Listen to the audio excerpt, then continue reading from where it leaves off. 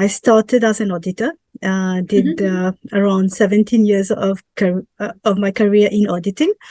Wow. Did all the big fours. So I started with KPMG, did 10 years in EY, did a year in PwC before joining SPM. Reason why I joined SPM is that I was doing the audit of SPM, and then finally it happened that they found that I was fitting in SPM and in the banking sector, because I've been doing quite a lot of audits of banks. So I was given the opportunity to become the head of finance. I started as the head of finance, head of procurement.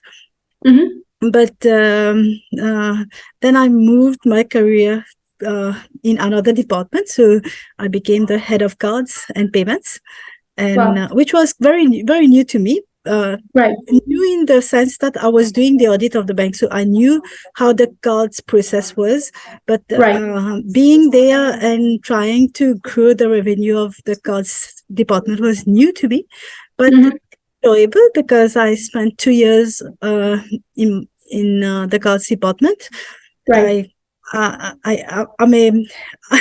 a jack of all trades. So I even went to do a year and a half in marketing and communication. Then it's like my top management said that I couldn't keep on being a butterfly in the bank. So I've been a butterfly, so I'll openly say that. But since almost a year now, I'm in the operations department. Wow, that's amazing. The operations department is considered as the heart of the bank. So I feel happy and I feel proud to be the heart of the bank. So that's where I am for the moment. Wow, that's wonderful. And can you tell me what you're doing in the operations part of the bank, and what kind of impact you're creating? What you see as branches all around the country for SPM or even any of the competitor banks is just the facade. So it's the part where the customer comes in the bank and gives his document or tries to do a withdrawal or there's a deposit. But the back end is where I am sitting, and that's where the processing is done. So without the heart of the bank, because they only do the interaction with the customers, but we are the one who processes everything at the back end. So that's why we are called the heart of the bank. So this is where all the processing are done. I've got around 250 staff under me. Wow. And we do everything, like opening of accounts, we issue cards, we issue cards, but we also do the cards here. So cards are printed here in my department. We also do trade financing. We do standing orders are being processed in my department. So almost everything is done in the operation side. So it's a back office work, but that's where the work is done. Wow, it's really the heart of the bank. Wow. It is the heart of the bank. Yeah.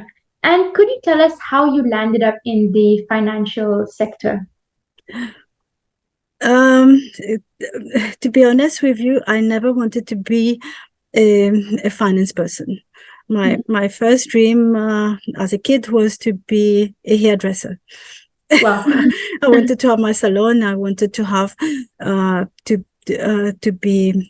to have my own business, and that was where I wanted to end my life. But unfortunately or fortunately, my sister was after me since beginning. So she was like, you're good at accounting, why don't you do it? And she was the one who was helping me in my accounts for Form 5 and HSC.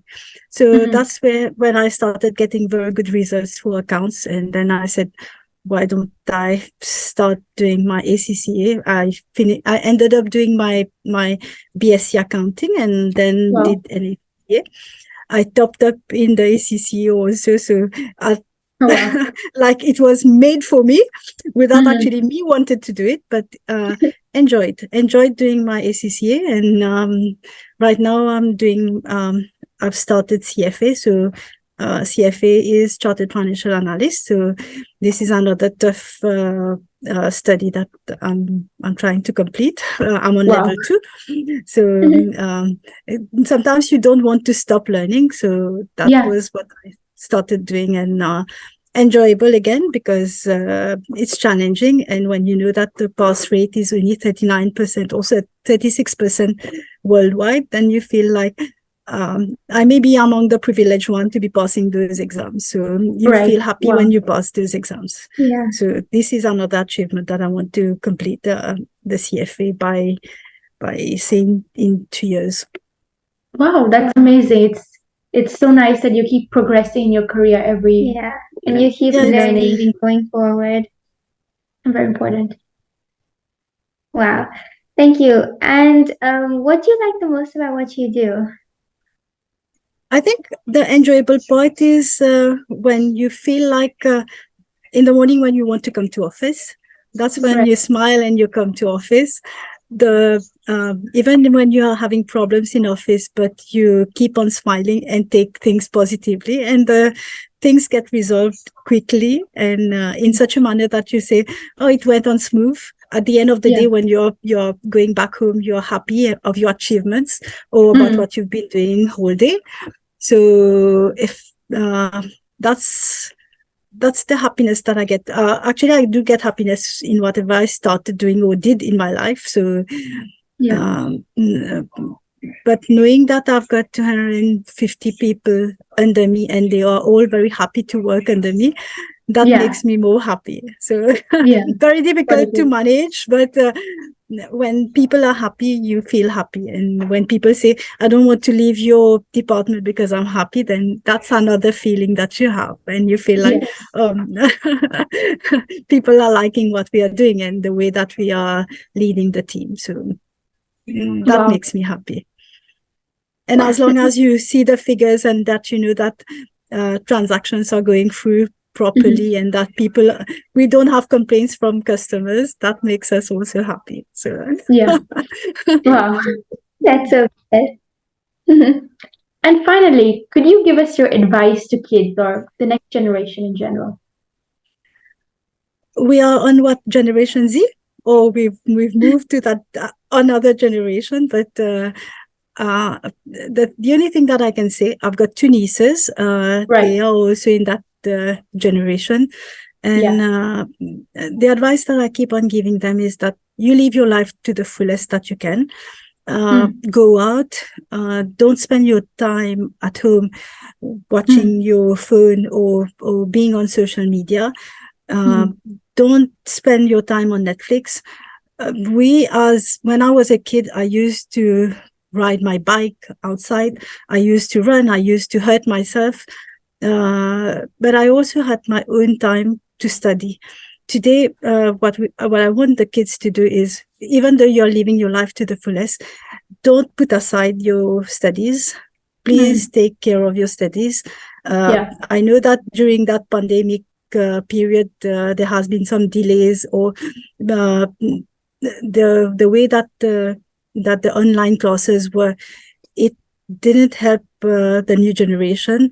But it's high time that they cease their studies again back to what it was previous to COVID, and take it seriously and start thinking about how they can build up their career, what they want to do. If they are teenagers, then they need to think about universities that they want to go to.